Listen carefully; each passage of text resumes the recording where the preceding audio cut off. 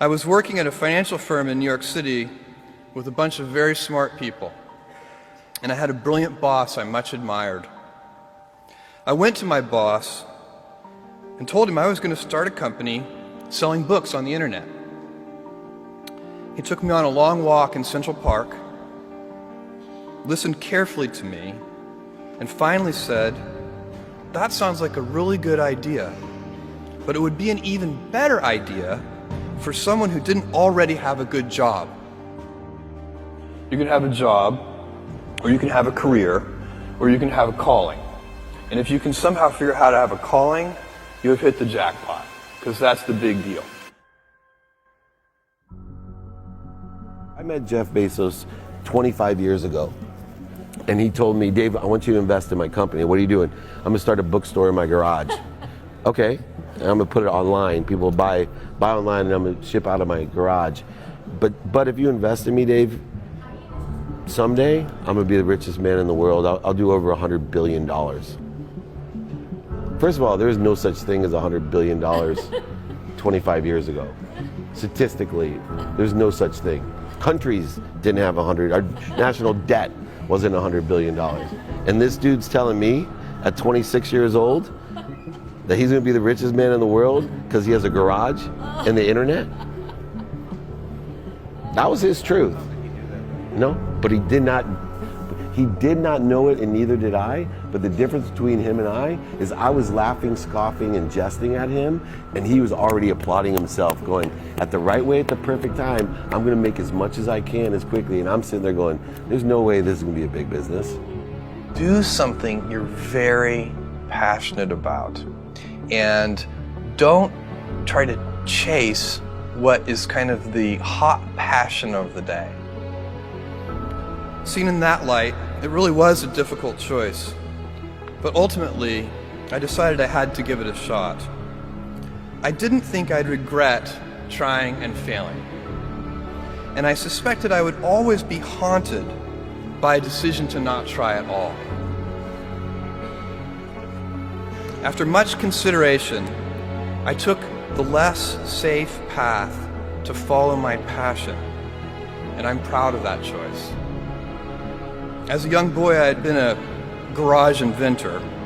I'd invented an automatic gate closer out of cement-filled tires, a solar cooker that didn't work very well out of an umbrella and aluminum foil, baking pan alarms to entrap my siblings. I'd always wanted to be an inventor, and she wanted me to follow my passion.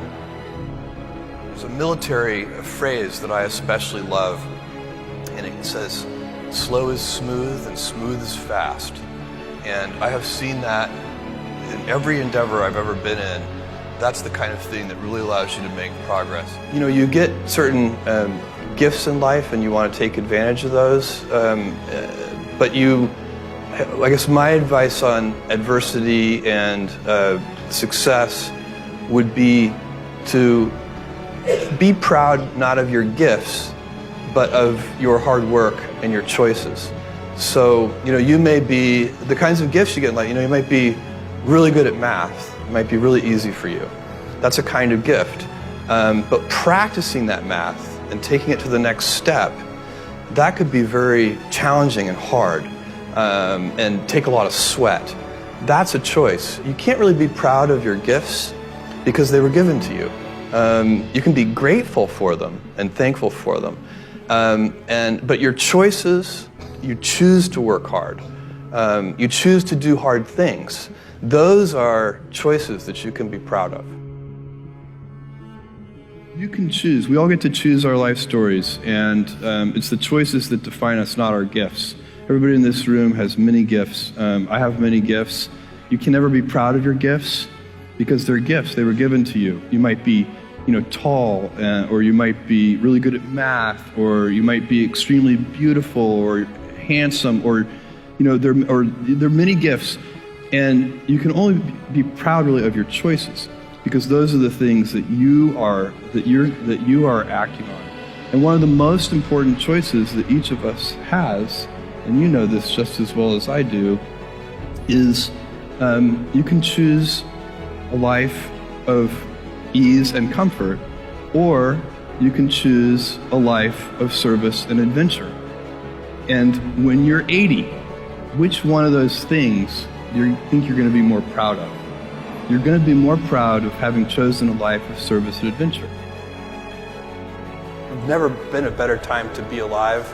I mean, it's just incredible the amount of inspiration that the world generates for me, and I think for a lot of people. It's insane, the amount of change and invention and opportunity. Your life, the life you author from scratch on your own, begins. How will you use your gifts? What choices will you make? Will inertia be your guide, or will you follow your passions? Will you follow dogma, or will you be original?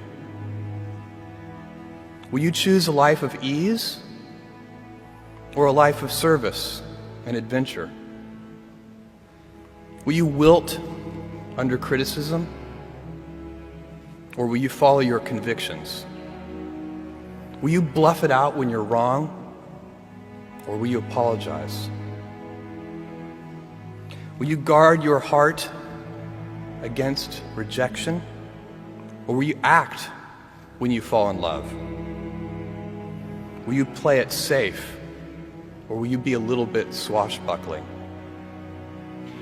When it's tough, will you give up, or will you be relentless? Will you be a cynic, or will you be a builder? Will you be clever at the expense of others, or will you be kind? Every time you figure out some way of providing tools and services that empower other people to deploy their creativity, you're really onto something. You know, you're very lucky if you have a career. A lot of people end up with a job.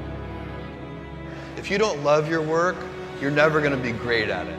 Jules Verne, Mark Twain, Galileo, Newton, all the curious from the ages would have wanted to be alive, most of all, right now. As a civilization, we will have so many gifts, just as you as individuals have so many individual gifts as you sit before me. How will you use these gifts? And will you take pride in your gifts or pride in your choices?